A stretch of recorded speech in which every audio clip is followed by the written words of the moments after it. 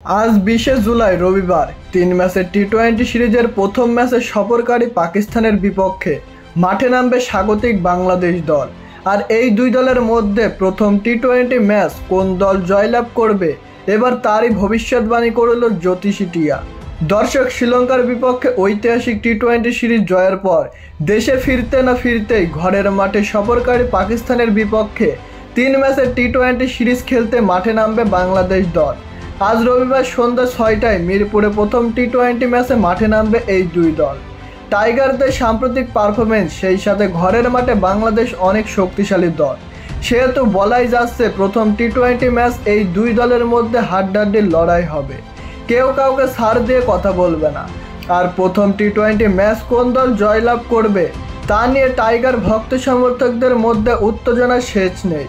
আর এবার এই দুই দলের মধ্যে প্রথম টি-টোয়েন্টি ম্যাচ কোন দল জয়লাভ করবে এবার তারই ভবিষ্যৎবাণী করল জ্যোতিষী টিয়া। জ্যোতিষী টিয়ার সামনে বাংলাদেশ এবং পাকিস্তানের পতাকা রাখা হয়, আর জ্যোতিষী টিয়া বাংলাদেশের পতাকা তুলে নেয় এবং এটাও জানিয়ে দেয় বাংলাদেশের জয়ের সম্ভাবনা ৮০%-র বেশি, অপরদিকে পাকিস্তানের জয়ের সম্ভাবনা অনেক কম। তো দর্শক, আপনাদের কি মনে হয় আজ পাকিস্তানের বিপক্ষে বাংলাদেশ কি পারবে প্রথম টি-টোয়েন্টি ম্যাচ জয়লাভ করতে? তা জানিয়ে দিন আমাদের কমেন্ট বক্সে।